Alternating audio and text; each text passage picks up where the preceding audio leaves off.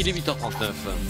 France Inter, le 7-9, intervenez. Michel Onfray, donc notre invité ce matin, il vient de publier une passion de la passion de la méchanceté sur un prétendu divin marquis aux éditions Autrement. Les auditeurs de France Inter ont écouté la première partie de l'entretien. Ils se manifestent, Hélène Roussel ? Oui, bonjour Michel Onfray. Beaucoup de commentaires, de réactions, plus que de questions. Les internautes ce matin s'étonnent d'un de vos tweets d'hier. Je vous cite: et si à l'école, au lieu de la théorie du genre et de la programmation informatique, on apprenait à lire, compter, penser. Plus de 900 retweets. Bis repetita ce matin à l'antenne. À l'école, on apprend aux enfants le tri des déchets ou la théorie du genre. C'est la phrase pleine de bon sens du jour pour beaucoup d'internautes, de droite, sarkozystes, UMP, jeunes gaullistes. La théorie du genre n'existe pas, vous dit elle, Porta Plumas, qui se demande si vous tentez de devenir un BHL en chemise noire. Je vous lis son profil: solidaire, libertaire, zapatista, punk à chat. On dirait que Michel Onfray a mangé Alain Finkielkraut avant d'entrer dans le studio de France Inter pour Vincent Bouquet. Enfin, l'école actuelle n'est plus républicaine selon vous. Soyez plus clair, vous demande Loumer. Je me demande comment on peut être plus clair que ça. Enfin, je veux bien le redire. Oui, je pense que l'école n'est plus républicaine. Elle est libérale. Et elle enseigne le libéralisme, elle enseigne le marché, elle enseigne les catéchismes d'aujourd'hui. Et quand on ne souscrit pas au catéchisme d'aujourd'hui, on est tout de suite insulté. C'est pas là-dessus qu'ont tiqué les internautes. De droite, sur quoi? Sur le genre, là. Mais revenons sur le genre, j'ai déjà dit plusieurs fois. Oui, je pense effectivement que nous ne sommes pas que des êtres de culture. C'est bien que des intellectuels qui passent leur vie dans les bibliothèques et qui pensent que le monde, c'est d'abord ce que les livres disent, puissent penser des choses, mais c'est aussi bien qu'on puisse regarder le réel. Et quand un enfant arrive dans une maternité, 100% des gens sont capables de voir qu'il s'agit d'un garçon, qu'il s'agit d'une fille. Donc qu'il y ait des constructions culturelles, ça me paraît évident, mais qu'il y ait aussi un donné naturel, ça me paraît évident aussi, avec lequel il faut composer. Donc il y a une espèce d'hémiplégie dans cette façon de dire on est pour ou contre la théorie du genre, comme cette façon qu'on a parfois d'être bêtement de droite ou bêtement de gauche, en n'étant pas du côté du bon sens. Il y a du bon sens, effectivement, à faire savoir d'une part que les femmes sont soumises à la domination masculine, et d'autre part qu'une femme, ça n'est pas un homme. Alors on peut dire que je sais pas quoi, que je me fais que je suis BHL en chemise noire ou que j'ai mangé du Finkielkraut. Mon problème n'est pas de savoir qui pense quoi, mais de savoir si je peux penser juste. Alors on va le vérifier avec en homme libre. D'autres auditeurs qui ont envie de vous interpeller, ainsi Alain qui nous appelle de Toulouse. Bonjour Alain. Oui, bonjour monsieur Onfray, bonjour monsieur Cohen. Voilà, vous avez un petit peu abordé le sujet dès le début de votre entretien. Moi, il y a une question que je me pose un petit peu, effectivement, dans cet immense espace de liberté que sont les réseaux informatiques, le réseau Internet, où on peut dire à peu près tout et n'importe quoi en toute impunité, négationnisme, révisionnisme, créationnisme, etc. Est-ce qu'au fond, vous n'y voyez pas un paradoxe entre cet apparent espace de liberté qui serait, à mon sens, si je vous demande votre avis, une atteinte fondamentale à la démocratie? Et la deuxième élément, est-ce que vous ne pensez pas qu'il serait de ce fait utile de créer un grand espace de réflexion sur une éthique informatique? Merci Alain. Michel Onfray. Je suis entièrement d'accord, c'est-à-dire que moi je défends la loi Guesso. Les hommes seraient intelligents, rationnels, raisonnables et accessibles à la raison, on n'aurait pas besoin de ce genre de loi. Qui sanctionne et pénalise la négation des crimes génocidaires. Absolument. Maintenant, sur Internet, cette loi ne fonctionne pas. C'est-à-dire on peut dire ce qu'on veut, quand on veut, comme on veut, et jamais le négationnisme et le révisionnisme ne s'est aussi bien porté que depuis que Internet existe. Monsieur parle de liberté. Moi, je pense qu'on devrait parler plutôt de licence. La liberté, c'est pas ça. La liberté, c'est une construction. La licence, c'est effectivement la possibilité pour Faurisson de mettre en ligne directement ses propos sur Internet, et on considère qu'il s'agit d'un exercice de la liberté. Je ne crois pas. Et je crois que monsieur a raison. J'aime bien Karl Popper, par exemple, qui nous disait qu'il faudrait une éthique des médias et de la presse. On n'a pas le droit de dire ce qu'on veut, quand on veut, comme on veut, sous prétexte que ce serait la liberté.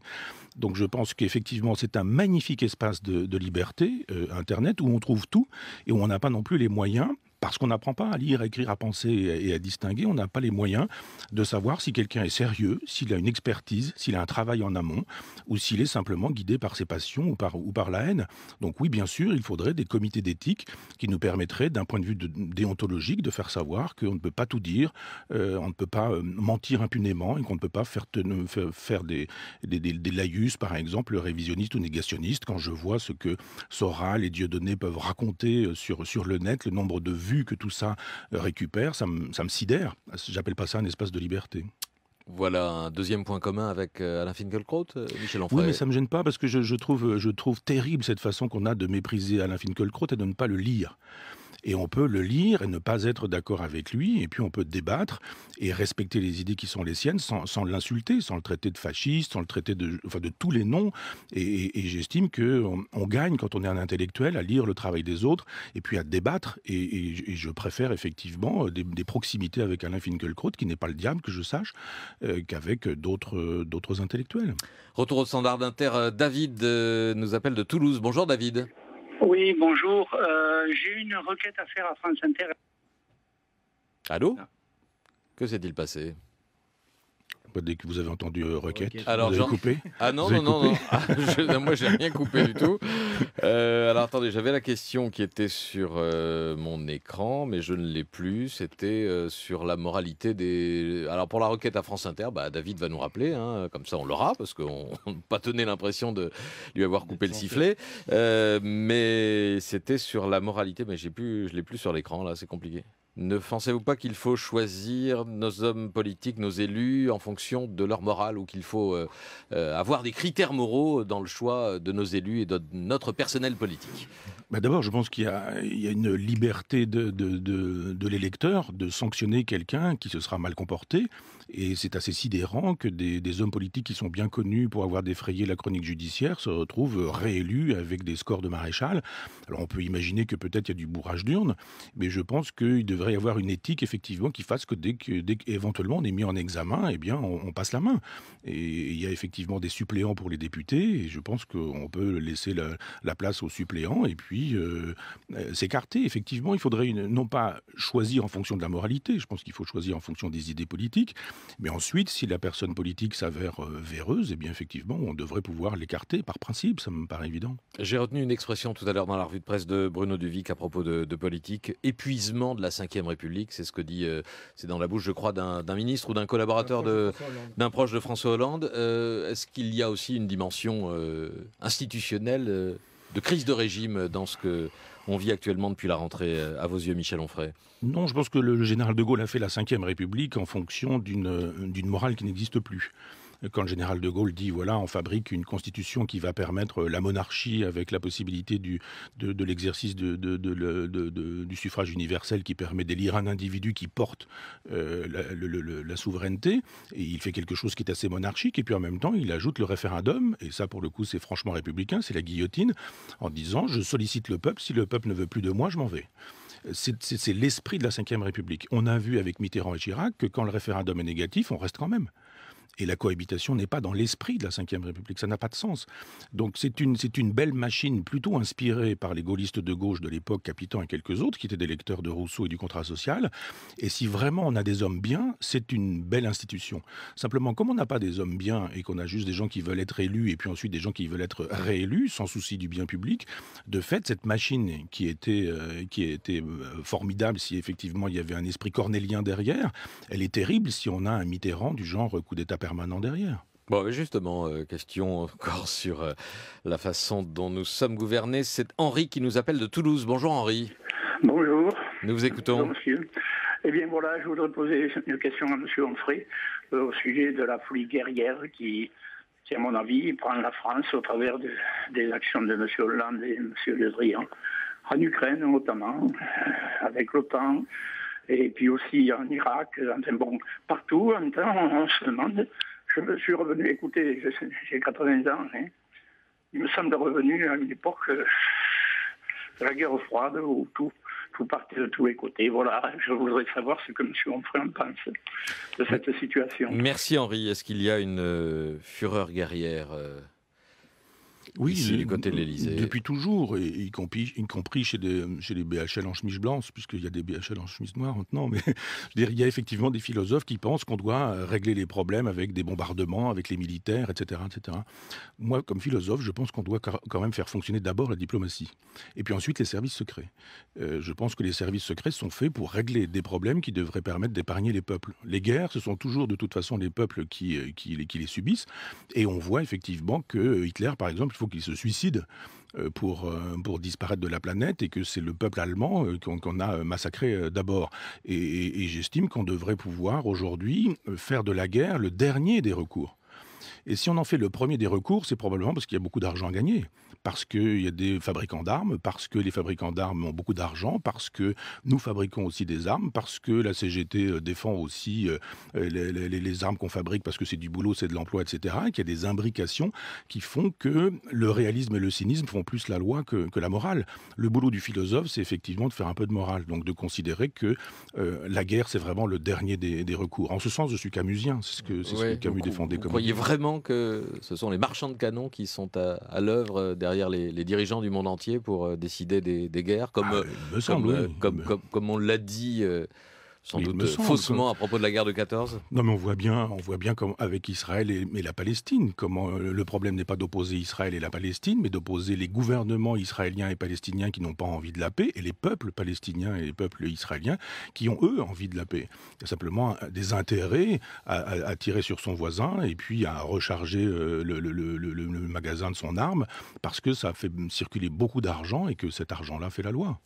Question de Thomas Legrand. Oui, je voulais revenir sur la Ve République parce que vous avez parlé du fait qu'on n'élise plus des hommes bien. C'est votre version de l'homme providentiel. Est-ce que la Ve République, qui demande donc des hommes providentiels, est-ce que le philosophe peut se contenter de cette idée d'homme providentiel? Est-ce que c'est pas un petit peu abêtissant finalement de rechercher l'homme providentiel? Ah non, j'ai pas parlé d'homme providentiel. Non, vous avez dit homme bien, mais ça fait un peu... C'est pas du tout la même chose. Des gens qui aient de la morale. S'il est bien, il est providentiel, non? Dans un monde où effectivement plus personne ne l'est, d'accord. Mais je pense que ça ne devrait pas. On devrait, toujours le vieux débat, Corneille-Racine, est-ce qu'on fait avec les hommes tels qu'ils sont ou tels qu'ils devraient être? Et moi je pense qu'il faut faire avec les hommes tels qu'ils sont, parce qu'on ne peut pas refaire le monde, sans oublier qu'ils pourraient être aussi autrement. On pourrait donner plus d'importance aux idées plutôt qu'aux hommes dans le débat public. Comme on le fait en Allemagne par exemple, où ils ont plus l'esprit de coalition et de contrat, alors que nous on a un peu la culture de l'affrontement. Ça vient de notre histoire. Ça vient de la Révolution française. Oui, mais moi j'ai beaucoup de sympathie pour la pensée politique de Jean-Luc Mélenchon. Mais humainement, j'ai du mal avec le personnage, c'est tout. Donc je pense qu'en matière de politique intérieure, ça me va. Si les idées étaient plus importantes que les humains ou que le personnel dans nos institutions, nos institutions mettent en avant les parcours personnels, l'équation personnelle, je pensais que du coup, vous critiqueriez plus nos institutions. Vous avez l'air de vous en contenter. Non, mais je pense que les hommes politiques n'ont pas compris qu'ils étaient là au service. Ils se servent de la République plutôt que de servir la République. C'est-à-dire qu'on est plus que soi. La cinquième devrait permettre de comprendre qu'effectivement, quand on est élu, ça donne des devoirs et pas des droits. Un mot d'éclaircissement sur Jean-Luc Mélenchon. Vous en êtes expliqué plusieurs fois et lors d'une tribune assez retentissante, c'était pendant l'élection présidentielle. Pour l'essentiel, ce sont ces positions internationales qui vous déplaisent. Hein. Oui, absolument. Cuba n'est pas une dictature. Le Tibet envahi par les Chinois, c'est une bonne chose. Éloge d'Ahmadinejad parce qu'il résiste aux Américains, mais en même temps Ahmadinejad voulait à l'époque rayer Israël de la carte. Je ne peux pas souscrire à ça. Ce n'est pas possible. Moi, je souscris à la politique intérieure du Parti communiste français, par exemple. Mais je ne peux pas souscrire à ce que le Parti communiste français a fait de son passé, de cette mythologie, de cette incapacité aujourd'hui à s'émanciper des catéchismes, de ce que l'excellent sociologue Jean-Pierre Le Goff a appelé le gauchisme culturel. Si le Parti communiste s'émancipait de ça, je pense qu'il aurait les 25% qu'il devrait avoir et que Marine Le Pen ne devrait pas avoir. Questions ou remarques ou commentaires sur Internet. Une phrase, Michel Onfray, évidemment retenue par les internautes sur les comités d'éthique, pour rappeler qu'on ne peut pas tout dire ou tout écrire. On s'interroge sur ce comité d'éthique, la question de savoir où s'arrête l'éthique, où commence la censure, dit Frodon 28, et puis surtout, qui contrôlerait les censeurs? D'autres experts? Eh oui. Non, parce que je pense qu'il y a des gens sur lesquels on peut s'entendre. Je pense que Robert Badinter, par exemple, Simone Veil, enfin, sont des sages auxquels on peut faire référence, à qui on peut demander ce genre de choses. Ce ne sont pas des gens partisans, même si l'un était de gauche, l'autre a été de droite, peu importe. On a affaire à des sages auxquels on pourrait demander de patronner ce genre de comité. J'aurais pas de crainte à ce que quelqu'un comme Robert Badinter ou Simone Veil puisse faire ce travail-là. Et on voit de la censure dès qu'il y a de la limite à la liberté. Mais la liberté, c'est pas le pouvoir de faire n'importe quoi. On n'a pas la liberté de violer, on n'a pas la liberté de piller, on n'a pas la liberté de mentir. C'est pas ça la liberté. Donc il y a un moment donné où la liberté, ça s'arrête. Certains appellent ça la censure. Moi, j'ai J'estime simplement que c'est la bonne définition de la liberté, c'est-à-dire de voir jusqu'où elle peut aller, ce qui fait que je suis libertaire, jusqu'où elle peut aller sans qu'on puisse nuire à autrui. Ça me paraît une définition bêta, enfin de classe terminale.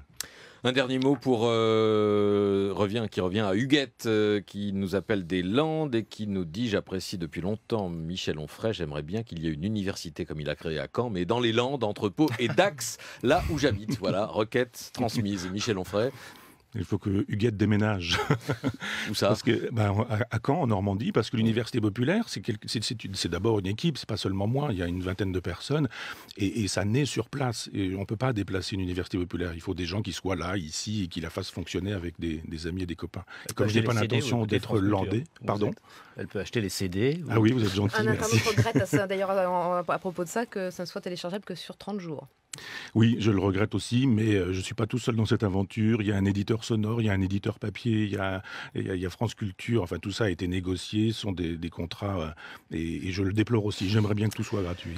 Merci Michel Onfray d'être venu au micro de France Inter ce matin. Je rappelle votre dernier livre, La passion de la méchanceté, sur un prétendu divin marquis, chez Autrement. Dans un instant, François Morel.